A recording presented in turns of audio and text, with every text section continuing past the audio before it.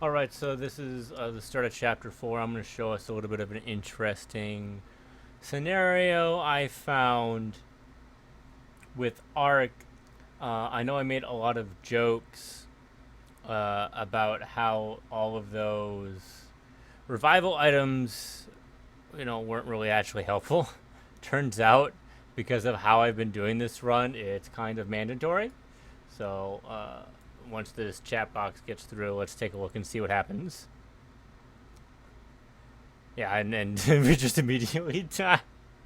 So if we didn't have those, we'd be absolutely screwed right now. So let's take a look and see what an actual run looks like and see how possible it is. Because it's possible I'm soft locked here. So right here, this is what our basic run's going to look up. You want to be able to sustain a lot of these attacks. They're not very strong, so putting 10 points in defense is going to be fine, and you want to be able to kill stuff, so stuff and attack is good. I have the sleep just in case I can just knock him out. It's basically a free stun if I don't kill him, and it lasts for a certain number of turns, unlike an actual stun where it's only one. This can be multiple. It's also really helpful for the boss. If he's not immune to it, we can sleep him, get some healing up, and activate as a reset. We're not going to use summons here at all because I don't think we need to. And that wouldn't be a true 1v1 scenario where we're doing it all by ourselves. This is kind of breaking the rule a little bit, but we should be fine. It's a little close. We use this dizzying pollen, which really helps carry us through the game. Toxic really helps. And beating this boss really, really gets us through to the next area. So let's hop on to the next section.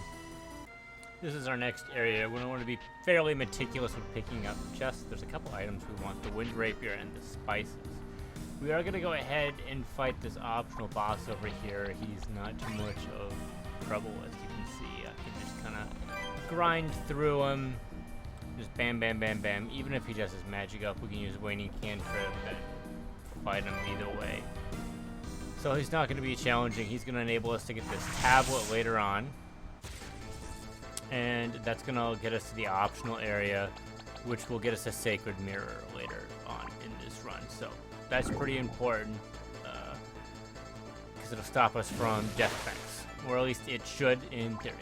I know it's done it in the past, but maybe the game's broken. Don't look up the word foreshadowing at all in the dictionary. So, we're going to go ahead, we're going to do this boss. He's a little bit harder than you would think this run. This one took me a few tries, as you can see with the game over. We're going to do a little bit of a readjustment here. Use all my spices, make sure that's all good. The angel wing here is crucial because of the craze. You'll just kind of get into a long stun lock. So we only have to kill the tree here, because the other two will instantly die. They don't do all that much damage. We gotta mitigate our damage with the toxic. We don't care about darkness at all because we're using magic, so super easy to manage here. So long as we repeatedly damage the main boss here, we'll be fine. Just keep hitting him and hitting him. He seems to be weak to fire. That's what I'm doing. It's a little annoying that he heals. So stat boosts to magic are particularly helpful. They do stun.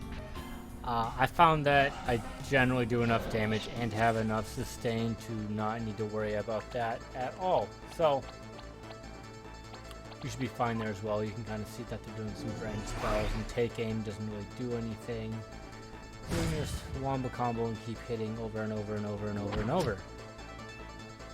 And we'll be just fine. Alright, so here, this boss is an optional boss. We use it with the tablet. I tried Toxic Curse, was never really able to get it to go off. So, in the solo run, there's a couple things you need to keep in mind. Waning cantrip, because the magic boost is kind of important with their tank build. And it just increases our damage by too much. So you can do that, or you can increase yours, and if it's increasing at the same rate, you'll still take no damage, and then you'll heal about the same. Because you're both scaling up. And you can do both just to deal more. Just pretty much Ice Bolt here. When they're low on mana, you can SP absorb, so you lose a turn doing that, but you refill, and then they have to spend a turn getting back their SP, so you lose nothing. So you don't have any SP problems, so you use all your big spells and everything. And you can just kind of grind out a win here. It's not a super huge deal. Don't grind any of the monsters here. They have stun, which is fine, you can do, but they also have malice. So you can get rooted and you can just get perma-stuck. And even if you're super tanky like me, you'll still end up dying because the mummies can reduce your defense and then you want to take actual damage. So do not grind in this area. I would do it in the other fire zone. Once we do finally beat this boss though, you know, we use our glyphing words to make sure we don't learn anything. And we're going to get our pin and the second mirror. So I wanted to spend a little more time on this glitch. It can't be a shared memory glitch.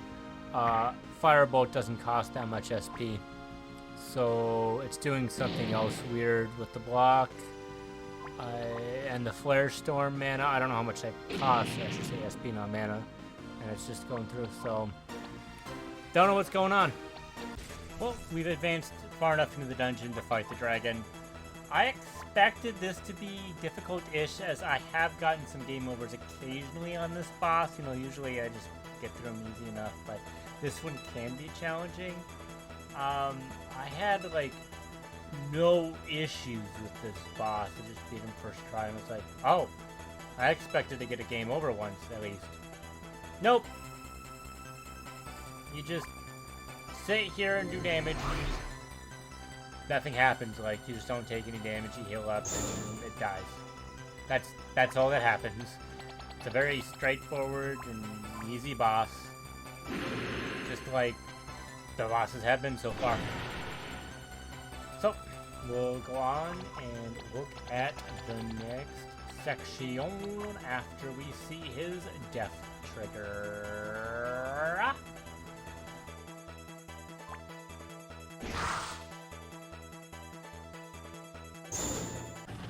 So this is the classic story event. I kind of wanted to show how annoying this section is by yourself. So you're obviously in a bunch of 3v1s. And they're going to have a fair amount of hit points. And the big issue is they have handlers. So even when you get them low, they'll just kind of reset their HP and SP, which makes it a bit of a bitch. Holy, are these fights annoying. But they do have decent drops.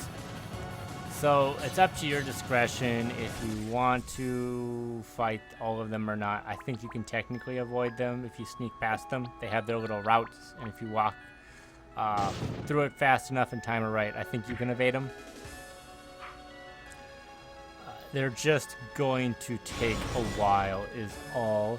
The boss is going to be basically another variation of this, and you're just going to keep fighting and fighting and fighting and fighting.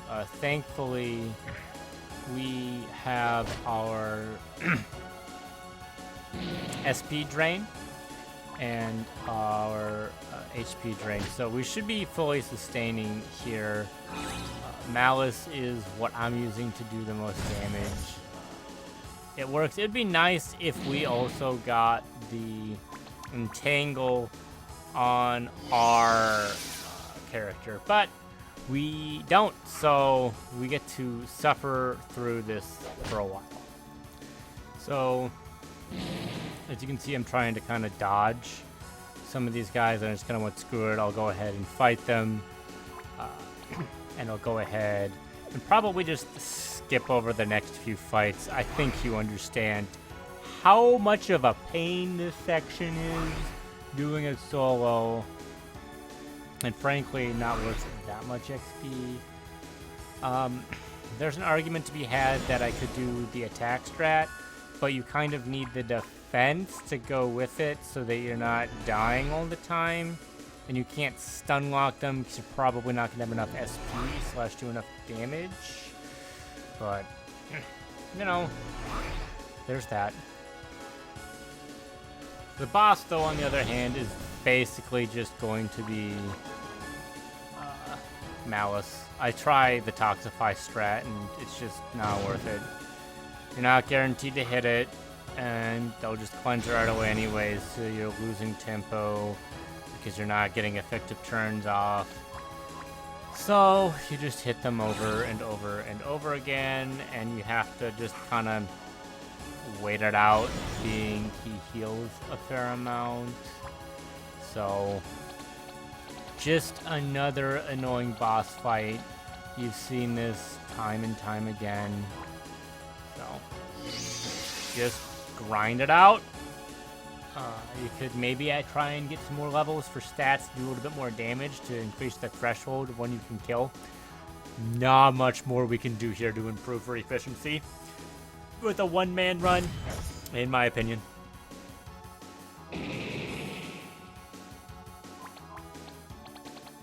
Just wanted to show that I'm doing this fight super easy, not really challenging. Go ahead, kill him. Good XP. And if you missed a luck charm, you know, grab this one. It's really nice to have. That's it. Just wanted to show that I did this, and we'll head on to the next area. This boss here is going to be kind of annoying. We have to remember he's a 2-stage boss. And he's got a fair amount of hit points. He's got a lot of status effects that he can do with the disease breath. So being immune to them is going to be really important here.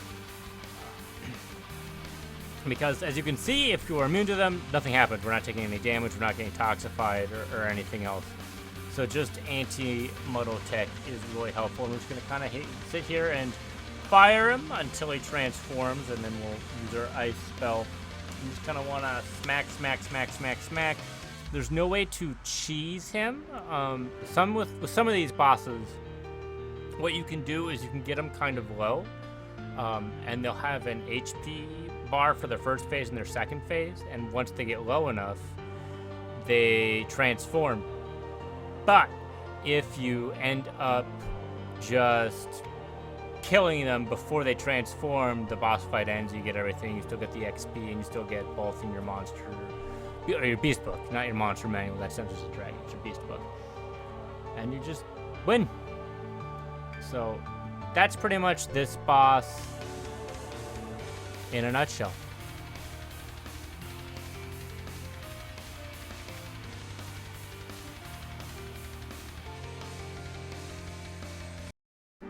Here I wanted to show that I'm reading the bonus critical tech. Going to be very important that we grab this for this boss fight in particular. So this is my current setup. So he does have a scripted move that kills us, so we're going to try Sacred Mirror. And he's going to do edit down, and it's just going to do a % of our HP over and over and over and over again. And then he's just going to cast a spell that instantly kills us. And we're going to use the Sacred Mirror, and that's going to prevent that from happening. So here we go, edit down. We're going to lose 934 HP. We'll do a magic boost so we can do some extra damage. We're not going to be afraid of dying here. Because of that, Toxic Curse is going to help us go through it, and he's not going to be able to kill us with edit down or anything. So that'll be fine. Oh, we ended up missing this time, you know, but, you know, that happens. We'll go ahead. We'll give it a try again. We're just going to take another edit down. This isn't going to kill us. Only 497, like I said, it's percent HP based. So we should be fine here, and we're going to do Toxic Curse. No, we're going to do Essence Strength. We're a little low. We're going to do Erasure, and then we die. Sacred Mirror actually does nothing here. So this is where this becomes hard. This boss fight was a little bit of a concern for me. Because I knew I was probably going to have to use the Ultra Weapons, and that magic might not work. So that's what makes this difficult. I'm just going to kind of give you this clip right here. It shows some other text. It also shows something weird with edit down, but that's beside the point. So we can try and reflect his Erasure spell. We can also try a different thing. Maybe the halo is coded different. It turns out it's not going to be, and it's just gonna kill us. So it's kind of like we're soft locked here. If we can't beat him, we can't. I mean, I did make a save file outside of this just in case.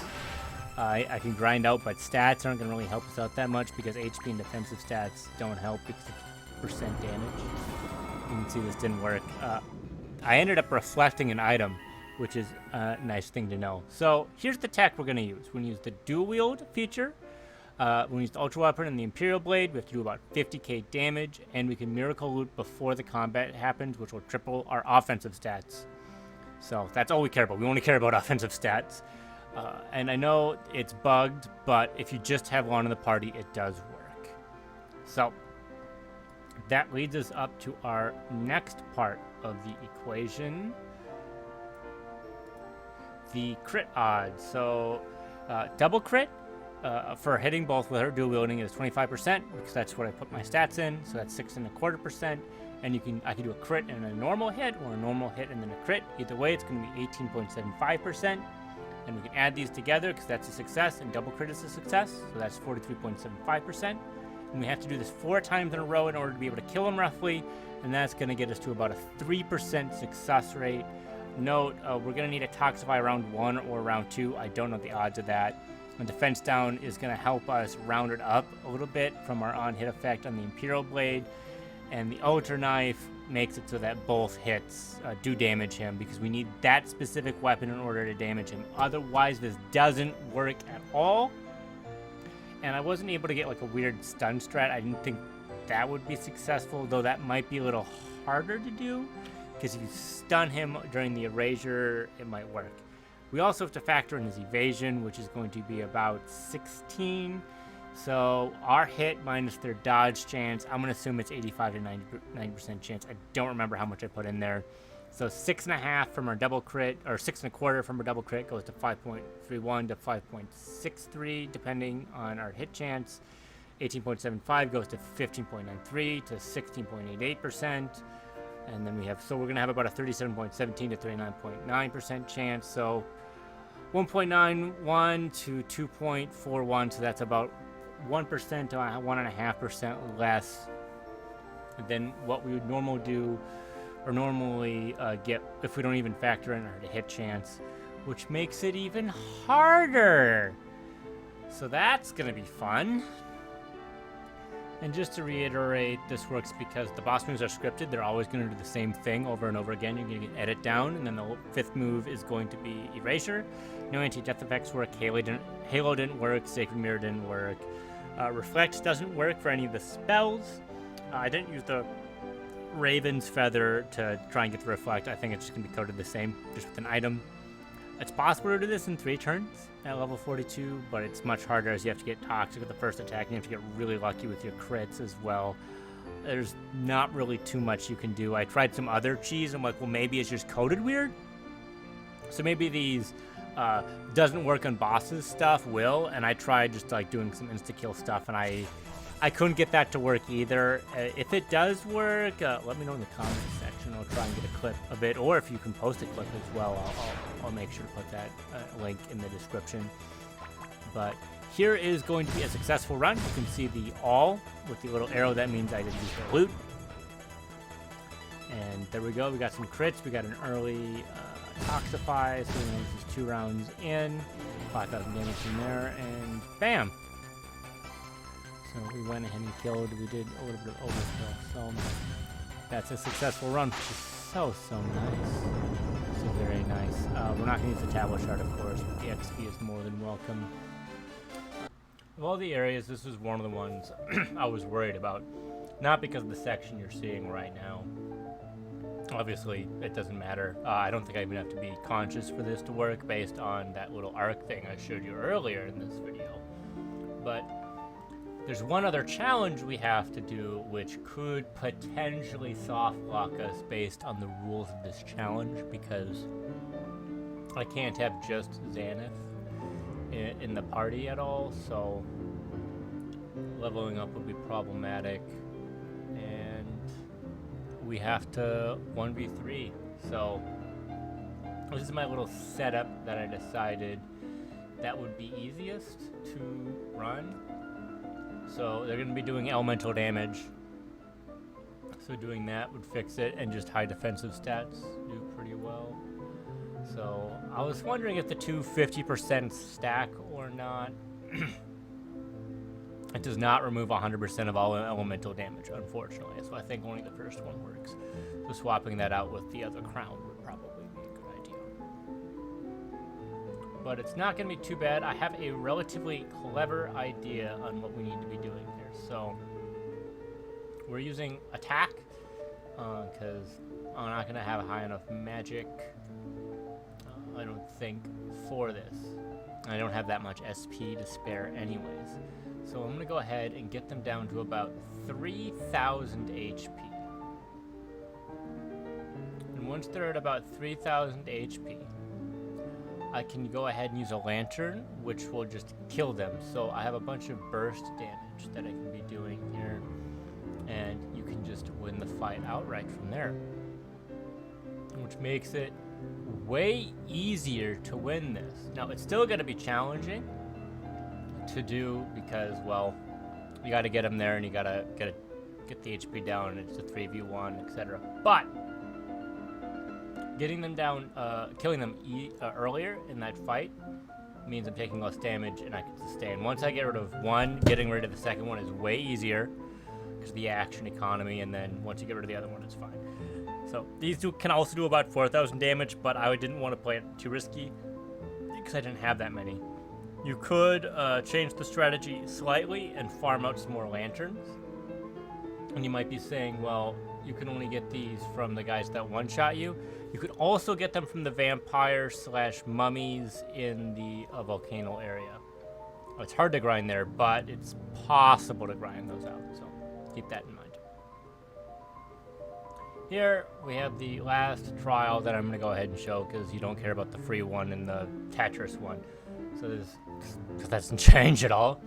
Now, this fight's pretty simple. Spam Malice, win fight, GG no re. There's not much more to say about this fight other than, you know, it's kind of like a slap in the face that you only get 1 gold and 1 XP for this fight. I don't know why they programmed it like that. I'm assuming 1 is the lower bound that RPG Maker has, but it's a required boss, and I guess they're trying to XP gate. They don't want you to get too much free XP. There we go, we beat them. Here's just, you know, we're going to the next areas to grab all their chests because we have to go through each warp zone. So, Seraph armor, pretty good. We might need it, we might not. Sacred Mirror, we already have it. Blue Ribbon, we don't really need. And this is the boss. It just kind of slaps him in this party, by the way. So I just kind of waited for the boss to knock him out, and then I started acting like I normally would. I did unassign him beforehand, so I'm not 100% sure. I guess the programming got more sophisticated with this because this is the DLC area. So, like in the final boss where you have to have Arc, they don't just slap him in here. They do slap Xanthus in, so weird. It's very weird. Again, in this scenario, we're going to be doing the Malice strat. Toxify doesn't work here with just doing the spell over and over because they just kind of cleanse it. Soothing Light, you know, Healing Haze.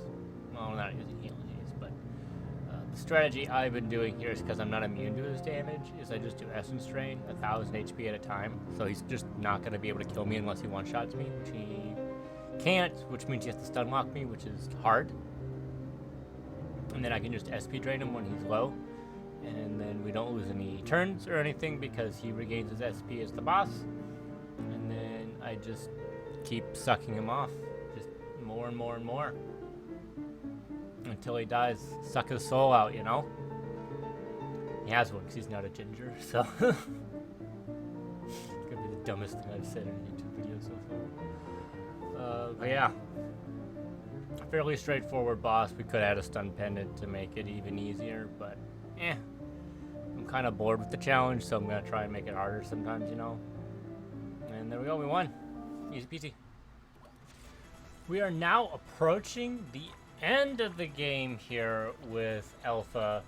You can't toxify him. Basically, your goal here is just to lightning him to death over and over again until he dies, and just kind of heal your way through. Arm plunge is gonna kind of smark. There's no way you're gonna be able to keep your defense up unless you have the Zeref armor, which you won't get your healing back. So I could have tested that to see, but he's easy enough to beat. You're not going to be really running into any problems. We have all of the items we need in our tool belt to win. I technically have magic missile as well with dual wield, so I could be trying to do that as well. It's a bit SP intensive, and we do have a way of recovering it, so long as we're smart, but really not needed. It should be a fairly easy boss here. And after we do this, we're going to do a little bit of backtracking for one item, just in case we need it, and it should be fairly straightforward as well. So let's go ahead and beat Alpha.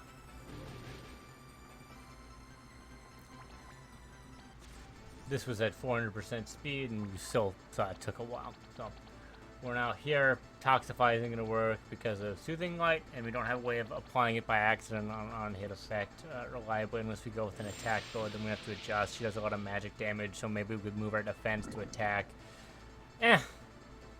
I'm just going to continue doing what I'm doing.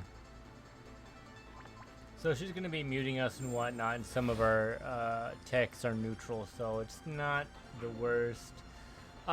In hindsight, Reflect would have been worth its money for sure. We wouldn't have been able to heal herself, but we have the armor for that, and well, she uses a lot of spells, and her attacking so good. So there are strict phases here. When she has a certain amount of HP, she'll say a certain thing and then do a certain thing. And so long as you know when those are going to happen, she'll do a particular move, you should be fine. So Time Slip is one of those moves that you don't want to be afraid of, as I just showed. So make sure you have your anti-death item, and you should be fine. Your stats are going to be a little bit lower, but not instantly dying is a big deal. Again, I could have tested the Reflect to know exactly when it's going to happen. She's going to have a fairly high agility, and agility in this case I don't think it's even worth having, so it's just not worth it. It's a bit of a grind of a fight. I ultimately don't think this item is needed. It is quite nice though, so do it at your own discretion. It depends on how hard in the paint you want to go. But it's not bad XP-wise, gold-wise, item-wise, so keep that in mind. The dungeon, though, is a little annoying, even with the glyphing wards. Yeah, and there's no easy way to do an attack method on here, I think, because of her blind. So be careful, and I think this fight's pretty winnable, in my opinion. Even solo. Just shows how strong of a build we have. Alright, so we are approaching the penultimate boss fight, the Lich. So make sure to destroy the phylactery. We have more than enough loots as there's only one more major fight. So we could have used one earlier if we needed to. But the Lich, with the setup, you use the loot. And then you can get Reflect early on, which is kind of nice because Malice is a thing. So even though this is going to heal the zombies a little bit, they're already at full. So nothing happens there, and we don't get ensnared. Also keep in mind, there's the death effect that you want to do. So we're going to be doing about 15,000 damage with our classic spell here. And that is like all you do this entire fight. You could take out the zombies, but he'll just summon more. So whenever I've done this fight, I've just focused on the Lich every time. Like, he would have just summoned more there anyways. So, see how nice, like, Reflect is there? Prepping it beforehand. It's not going to last this entire fight, but it will help with this. So, I'm going to go ahead and we're going to cast our spell. And we're gonna hit it. Anathema. For, well, this is only 14,000 this time. Flash just did nothing there, which I don't know why it did that. I always got a kick out of when it did Essence Drain, because it just heals himself, so... But I'm not taking any damage. So it's just dealing damage to itself and then healing back that same HP. Which really got a kick out of me. The physical attacks aren't gonna do enough damage here to really warrant anything. So we will be good in that department. So just the fight's gonna take a little bit. Even though we're gonna get rid of the Lich at about now. This fight... We didn't quite get him. This fight will take a couple of tries, probably. I got him down to 0, but I forgot to destroy the phylactery once. So that's bad on my... But after that, it took me a couple of tries to beat him. So it'll take a couple of tries. It basically means an Iron Man of this is nigh on impossible to pull off. With the Tome Keeper odds that I talked about earlier, plus this one. If you think about it, you know, there's a 50% chance of succeeding here, and there's about a 2% chance there when I'm already down to 100 runs at the final chapter. Then if you lose, you have to restart to keep it an Iron Man. So one of these spells will just kill one of them, so it's not bad here at all. And we're not taking any damage. Malice doesn't really do anything here. It's more important to have the Reflect, even though Malice isn't doing anything in this scenario with the Lich, just to stay safe. Because you don't want to be rooted at all. It's quite a pain, so... Bam, bam, bam. The reflection of the Essence Drain actually kind of shows an interesting part of the programming because it does 0 damage here. So, and it's scales with magic to my understanding. So your magic attack and magic defense are the same, so it's weird that it heals. Or maybe it's just a 300 base damage that is all you're seeing. Depending on how it's programmed. That'd be an interesting way to look at it. Indeed, so you can see these zombies have a lot of HP, which is why this spell is basically mandatory. If you don't have it, I don't think this fight is possible. Solo, at least. If you had a party of 4 or 5, you could probably just do a stun lock strategy. You know, if you had a 20% chance of stun locking with each character, it'd be likely that you would stun each round and he wouldn't get a move. And the AoE damage would probably be enough to destroy the zombies, would be my guess. So, just one more zombie to go, and we can get to the final boss. He is a little worrisome, although I think I will have some cheese when we do get to him. Hopefully, all of this is not for nothing, and we can beat the boss. The final boss.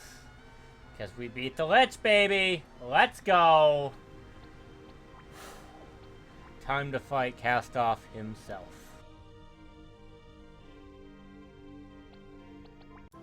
So according to the game here for the final boss, we have to have Arc. If you're unfamiliar with this, prep whatever you want. But because we have access to the main menu here, we can go ahead and just select the totem. The boss fight will start, and we can just reassign the party and accept it, and then we'll only have one. You might have noticed the last boss fight I didn't speed up like the last one. I wanted a little bit of suspense This is YouTube after all, so I wanted to show how difficult this boss fight is here. So, we bought a bunch of those Dizzy Pollens before, and this is exactly why we did it. Easy Toxify status, and I can just go ahead and block. Taking no damage here. He's taking 16,666 like the demon he is. And we can just keep grinding about. Our armor is going to heal us up. He's not doing enough damage. Static field is going to do nothing here. We're going to go bam, bam, bam, bam, bam, bam. Ora! He's going to miss with his strike all. We're going to do a little bit less damage here with the Toxify, but we're going to be waiting for him to transform and take an arc, even though he's not in our party at all. Are we close enough? Nope, we're going to have to wait another turn for this to happen. And we still got to wait another turn. We're down to 33,000 HP. There might be a way to glitch through this. Although 30k damage would be hard to do. I think it's at the end of the turn is when he would transform, or at the end of the round. So that's something I could try. Finally transforms. We're gonna get our new power with these like comic events in the background. So let's go. Let's see how well this does with our character. So that says about 3,000 damage. Not worth it. So we're gonna go ahead, and this should be the loot. This actually might be why the loot doesn't work when you cast it, based on how it's programmed. So it might be trying to like debug for when they did that, because it doesn't work on specifically Lon. That power up might be why. So try spell or anything isn't gonna do any damage here, even with our high magic. So Divine Intervention. It doesn't do the 3,000 damage that it says it should. So that's not going to be a particularly great tech here. So Magic Missile. 3,000 each. And we're going to get double hits. So that's going to be the tactic we will use. We're not going to get the stun that we need, but all these benefits that we have from our weapon is going to be nice. Notice we don't have the Sword of Lower because that is two-handed, but we still get the benefits of it. This means it's hard-coded into the game, and it shouldn't matter what we equip at any point. So if we did an unarmed run or something, we would still be able to do this, although I think the game would only register we only have one weapon, even if we were, quote, dual-wielding here. So that's something to keep in mind as well. Taking no damage because we have that all stats buff, and it's going to be a hot moment before we can actually defeat him, but it's okay. We've got the banger in the background. We just gotta keep track of our SP. We're getting a little low here, so if we use it one more time, we probably won't be able to use Osmosis. Oh well, it's only 4 SP, but we should get our magic back. A whole set 1,766 SP, more than we could ever imagine. And we go back to casting Magic Missile. It's just magic damage, so I don't think there's any monster in the entire game that has any sort of resistance or weakness to it. So its damage is very consistent. It's kind of like Energy Bomb.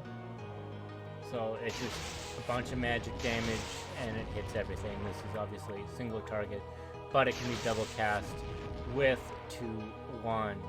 It's the only spell, the magic spell, that I'm aware of that can be double cast. I haven't seen any other spell being able to be double cast. So I recommend just bang. Spare Wave not doing anything at all. I tried Divine Intervention without the boost, and it does basically no damage. Time Slip does nothing, so we basically get a free turn here. Using our Dark Powers to increase our stats yet again and hit him with Magic Missile. Just bringing him to Pound Town. Nothing happens again because of our stats. We're just a little too tanky here.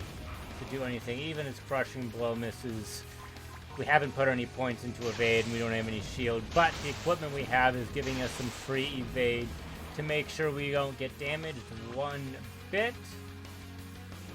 I did a little blocking here to see if the SP trick works, and it does in fact. We're up to 84 SP because of that.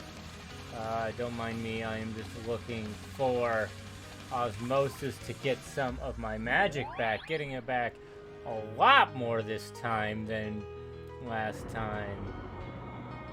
Now, we are back to the magic missile plan. We're about halfway through this fight. Actually, a little bit more than halfway through this fight, if I've done my math correctly. Time slip yet again, doing nothing. I'm going to be right back at it again with magic missile. 25,000. So we have about 10 hits left. We do 2 a turn, so this will be about 5 more rounds, 4 more rounds, 3 more rounds now. Strike all doing nothing, not even so much as a stun here, because our defense is just that high. He shoots out Arc, and we finally win. It's been an amazing run. We did it. We beat the Iron Man. There was definitely a lot of challenges to be had. So, if you stuck around this far, thank you very much for watching. It's appreciated. If there's any other challenges you want to see, let me know. I'll go ahead and give them a try. We'll see if they're any harder than this one. I expected it to be easier, but I'm glad I sat down and penciled out the math. Don't forget to dislike the video and unsubscribe from the channel. This is obviously YouTube, so make sure to do that. And we'll be right back at it with an ad break.